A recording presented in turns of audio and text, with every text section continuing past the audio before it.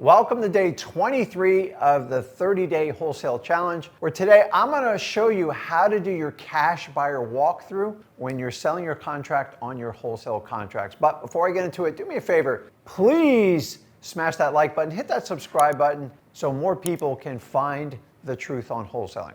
So the cash buyer walkthrough means I get a lot of questions on this, and I have a lot of experience on this, and I'm gonna walk you through what to do before you bring your cash buyer in, because honestly, what you do before is very important. I'm gonna teach you what to do during your cash buyer walkthrough, and most importantly, I'm gonna teach you how to wrap it up and get them to make a decision after your cash buyer walkthrough. So before we do the cash buyer walkthrough, there's one important piece of information you have to have on any wholesale contract. This is an intel piece, and it's not from your cash buyer. I'm gonna show you that in a moment, but you have to gauge your seller's tolerance to bring in strangers into the property to walk them through the buy the contract. And you have to be brutally honest with yourself about this. Sometimes we meet with sellers and they might have anxiety, they might have such a filthy, dirty home, they might have somebody with medical needs in the house, and they say, listen, you can buy this property, I'm gonna give you a great price on it, but I don't want anybody else coming into it. Now listen, I'm all about honoring the word of the seller. I mean, if you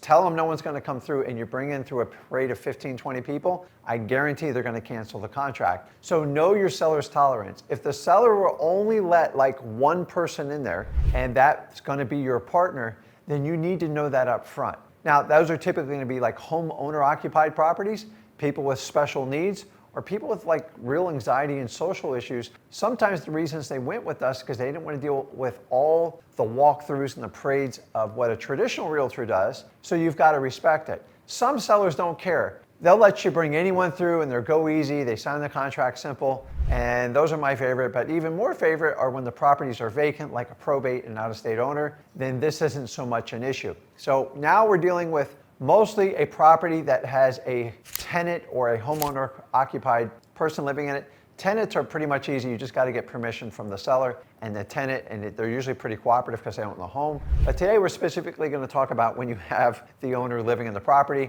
because those are the most challenging. So before we get into the steps, know your tolerance level. And I just go through a 1 through 10. And here's how you look at it. A 1 is I'm only going to get one person in there and I'm going to have to be there and I get one shot. A 10 is I could probably bring 10 people through, or 100 and no one ever say a word. So we assess our deals based on the seller's tolerance for letting cash buyers walk through.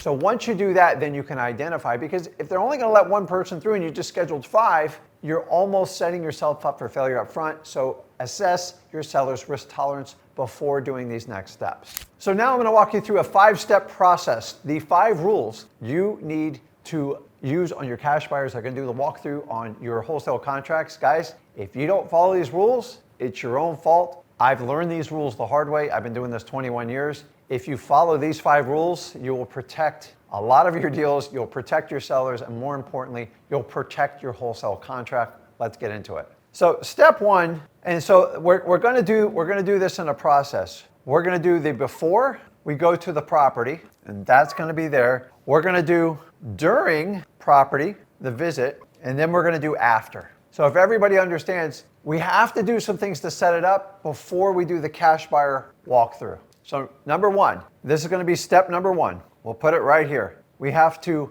vet the cash buyer. Now I know what you're saying, well, Rick, you already taught me how to vet cash buyers. I do it with my cash buyers list. Great, I'm not talking to you. But if you've never vetted your cash buyer, this is the time to do it. And even if you vetted your cash buyer, I would reaffirm that they still have the funds, they still buy in that area, and they do those types of properties, either a rental property or a fix and flip. Remember, if you're talking to someone that does not have the money or does not have the authority, you want to talk to the decision maker and you want to make sure they have the funds. Now, this is the part where you never negotiate on the proof of funds. No proof of funds, I'm not walking you through the property. If they don't show you the proof of funds, that means they're not going to take action and they're not serious. People that avoid showing you proof of funds, people that don't have it, which is most of them, or number 2, people that aren't just ready to buy. I'm serious. I will whip out a proof of fund to anyone who's going to give me a great wholesale deal. This is how you sort. And don't buy the BS. No proof of funds. Don't waste your time. You need someone that's going to make a fast decision, that's most likely already dealt with an assignment of contract and has cash ready to go and has the authority to make that decision. So that's rule number one. The other part of pre-vetting him is the buyers have to be okay with the numbers prior to looking at the property. What do I mean by that? If I'm selling the property for $200,000, and that's the way I've assessed it as is with the repairs and everything, then they need to do their own diligence, their underwriting, check their own comps and do it. And they need to agree to those numbers prior to doing the cash buyer walkthrough. Why? Because I'm not negotiating why I'm here. If they want to negotiate, it has to be kind of like right here. But honestly, if they're not okay with the numbers before you go there, they're going to waste your time every time. And so they go, listen, let me check it out, Rick. I'll get back with you. And here's what they do. They typically call me back. I go, listen, the guy calls me back and says, I like it, but I'm not quite sure. I go, well, let me know when you are sure at that number. Guy goes, well, I'm not sure about the repairs. I go, I sent pictures of it. Remember, I'm just selling the contract. I'm gonna have a viewing on Tuesday if you wanna come by in the morning. If you're okay with the numbers and you think the repairs are exactly what the pictures say and what I said, then the walkthrough is just to reaffirm the numbers. It's not to renegotiate. The meaning is, if I say it's 200K and he assumes there's about $20,000, $30,000 of repair, he's already goes, if the repairs are 20 to 30,000 and the property is exactly what you say, I'm in. Also, I have a proof of funds. I vetted them. This is the step one prior before going on the property tour with your cash buyer. Do not skip this one because you're going to get killed. Most of you skip this and you're just waiting. You got to get rid of the tire kickers, especially on the deals where you can only bring so many people in. If I can only bring in one or two cash buyer partners there, they have got to pass this mustard test. You do not want to do heavy negotiating before they look at it. And you're going to have to, remember, a cash buyer is only going to take action if they think they can make money at the end of the line. Somewhere in the last 5 to 7 years, wholesaling's got mixed up. We leave no meat on the bone and we are pseudo realtors. I don't play that game. I'm about fundamentals of wholesaling. I sell the cash buyers, I sell them the dream, and they want to make money on it. How much money they make on it's up to them. But I have to entice them and leave something on the bone. Otherwise, no cash buyer is going to take action. So make sure you go through these steps, especially if we have difficult sellers, because we might only have 1 or 2 shots to get somebody in there. We got to get the best person there. Now, if I know I only got 1 shot, I'm going to go to my most reliable cash buyers that have a history of closing, knowing I'm probably going to take a slight discount, but I'd rather have a bird in hand than take a risk, because if I bring someone through that's unknown with no history, even though I vetted them, if they don't take action, I could lose the entire deal. So make sure you do the prior step, step one, before bringing your cash buyers through your wholesale contract walkthrough. So the next step, step number 2, right before you meet with your seller to walk through the property. You can do this in advance, but I always check, verify. What am I verifying? No, I'm not verifying the POF, the numbers. Actually, I'm going to double check the numbers. I think that's a good idea. Verify the numbers, they're okay with it, and verify who is coming to the property. One of the classic mistakes I see from wholesalers is most of the time it's just us showing up to the property. We are not realtors, but if you show up there, the homeowner's there, and your cash buyer shows up with a posse of like 5 people, you're going to freak your seller out and you're going to lose the whole deal. So what I want you to do is verify who's showing up. I like to have 1 person, maybe 2, and I need to know exactly who's coming. I already know the cash buyer. Are you bringing your contract or what's going on? Because we have to establish rules at this point. Because if you don't understand this, this is where you can get killed. It's hard for 1 person, you the wholesaler, to deal with the seller and deal with 4 or 5 people. Because what they do is they spread out through the house like cockroaches and they start running their mouth. And sellers get emotionally upset. It's their home and we have to prevent it. Your job is when you go on the property, which we're going to go over it, you have to protect the seller. But it's really hard when you're ambushed with 4 or 5 people you didn't know was going to show up. If they show up with a posse, stop them, cancel it, reset it, either get some more help or find another cash buyer, because they're usually going to pick you apart. They're going to make your seller feel uncomfortable and it's going to kill your deal. Verify who's coming. If they say they're just showing up and 3 people show up, stop them. Don't let them in the house. And go back and either reaffirm who's going in the house or cancel and reschedule, because it's problematic. Now, if you're a new wholesaler, it's best to be one-on-one. If they're bringing a couple people, try to get someone to come with you, a family member or a friend. Your job's to guard the seller and then somebody babysits the cash buyer to walk through. So we have to verify who's coming. This is one of the classic mistakes most wholesalers make on their cash buyer walkthrough, and they don't do that. Once we do that, step 3, is we basically book the viewing. Remember, we're selling our contract. They want to go look at the property and your seller's okay with it, that's fine. You're playing by the rules. We only sell the contract. So now we book the viewing, we show up, we make sure the number of the people and the time they show up is accurate. Now I'm going to warn you, when you come here, people like to come early, like to see what's going on. Get there a half hour before your cash buyers gets there, because if you get there late or just on time, you're already late. And a lot of times your cash buyer will strike a conversation with your homeowner occupied seller, and that can be disastrous, especially if you don't know your cash buyer. Make sure you book the viewing, you verify the people, and you get there early, not late. If you're on time, you're late. You cannot play with this because you don't know what your cash buyer will say, and you have to be very careful with that. So now we are moving on to step 4, where now we're going to read the rules when the cash buyer is there. And here's simply what you're going to do. A lot of times I'll have them meet me at a coffee shop around the corner, or at like a McDonald's or a Starbucks.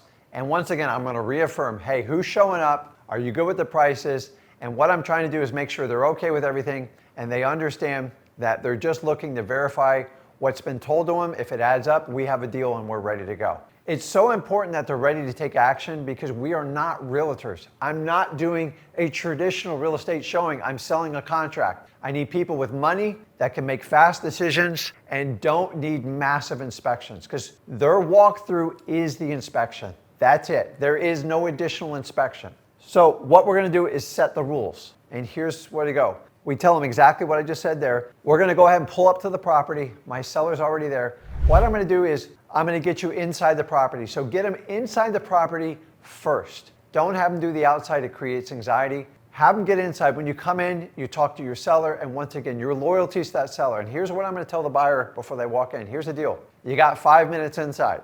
I got to ask the seller some questions. I don't care what you think or anything like that. Keep your mouth shut. You cannot make comments about the house because it will kill the deal. Take mental notes. If you want to take a notepad, you got 5 minutes. I'm going to set a timer when we go in. I'm going to go and reconnect with my seller. I'm going to keep them occupied because they get a lot of anxiety when they do this. Your job's to walk. Don't touch anything. Don't poke anything. Respect their property. 5 minutes, and then I'll walk you out, and then you get 5 minutes to walk the outside. So I call it the 5 and 5 rule. 5 on the inside, 5 on the outside. I want to get in and out from the seller and make it as least inconvenient as possible to the seller. And no talking to seller. Just no talk at all. Here's the problem with cash buyers. If you don't give them rules, they'll make comments. They go, that is the ugliest chandelier I've ever seen. He's like, my father that just passed away gave it to me. How dare you insult me like that? You see, your cash buyers can kill your deal. If you don't go through this process, you're going to get killed. 5 and 5, no talk. You guide them.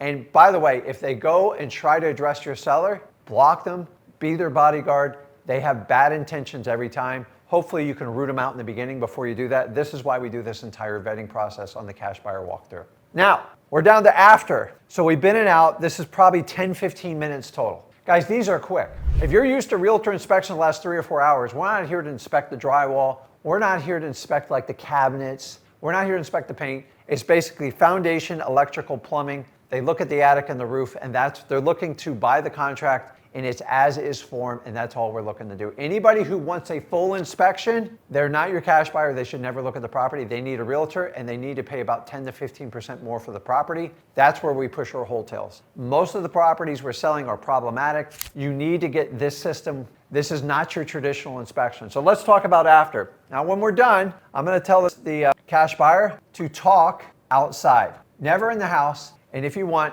take them down around the corner, take them back to the coffee shop, have the discussion way far away from your seller. If your seller overhears the contract, the discussions about the contract, it's going to create a lot of anxiety, and people are curious. They're going to look out the windows. People can read lips. I've seen the craziest things happen. Take them away from the property or out to like the other side of the car. That's my traditional thing. Now, most cash buyers are going to go like this. I need to think about it. That's great. If you've done this process, what you're trying to do is peg them in a corner. We need a decision. Now, if I can only take 1 or 2 buyers through there, I really need a decision fast. So we have to do a takeaway. This is the one part where if you don't do this, they're never going to make a decision. They go, listen, I tell you what, I respect it. I go, what did you think about the numbers? It's like, yeah, it's about what you said. So do you want to move forward the deal? Yes or no? Some of them will take an instant response for you, but sometimes they're going to counter you. Don't respond to the counter. I know it sounds terrible. I don't respond to counters. I go, listen, I'm offering it for 200. Tell you what, think about it. But here's the deal. I'm making a decision tonight. So it's 5:30 right now. I need a decision by 8 p.m. tonight. Seller's gonna go like this. Why? Well, I have a few other people coming to look at the property and they seem pretty committed to it. And I wanna make a decision because I'm selling the contract. It's a very good deal. If you want in, great. I gave you priority. But honestly, if you don't give me a decision by 8 o'clock, it's gonna be made for you. That's it. 9 times out of 10, they'll go around the corner and call you back within an hour as long as everything matched to what it was gonna be. You see, if you go through this process, I don't negotiate at the end. Don't negotiate. Why? You can always call them back and take a lower offer. But in the beginning, you've got to do, if you overreact to them, if you over chase them, then they're going to beat you up on price. So a lot of times when you guys are brand new at wholesaling, you offer at 200, they go, would you take 185? And you guys go, yes. No, just go, well, I got some other people that want to take a look and buy the contract. They're coming by today. So I did give you a first shot. So remember, right now, until someone else looks at it, you have first shot. I'm making the decision by 8 p.m. And let me know. If you want it, you can take it. It's the buy now price. That's what you're trying to create, the buy now. Let me put that on here, the buy now. If you don't create the buy now option, you have to negotiate everything. Remember, you can always go back to them. Also, this will gauge people's activity and interest in your contract on the property, and you will also usually get the best price. Now, worst case scenario, say you got 2 people that want it really bad. I call them both back and go, I tell you what, I have a problem. I have 2 good buyers that want the exact same amount, that made me the offer at the exact same time. And here's what I'm gonna do to be fair. Just give me your best offer, and I'll make a decision in 1 hour. Some people get upset about it, but it's the right way to do. Don't ask for your final and best offer. You sound like a realtor. We're not realtors, guys. We're selling our contracts. So here's what I need you to do. You need to go through this process before you do meet with your cash buyers. During the property, you need to re-verify, reset up the rules, and then after, you need to take your cash buyer outside and you got to create the buy now scenario. So guys, if you follow these 5 steps right here I just gave you, and create a system for all your cash buyers, you'll get more of your deals accepted, you'll have more of a commitment factor, and honestly, if you follow this process, you don't have to wind up playing realtor. Some of you guys get confused on this. We are not doing traditional realtor inspections. It is unnecessary. Most cash buyers will make their own inspection and assessment. That if they want to do it, they take action. Get over your assignment of contract. Either you do it, have your title company help you out with it, get them committed, and make sure they fund the deposit on that contract, which should be non-refundable. If you guys want to get more information on how to do that, go over to freewholesaling.com. So guys, if you want to have success on selling your contracts to cash buyers, make sure you follow these 5 steps. And listen, if you got value from this video, do me a favor, smash that like button, hit that subscribe button. This is day 23 of the 30-day wholesaling challenge. I'll see you in the next video. See you guys.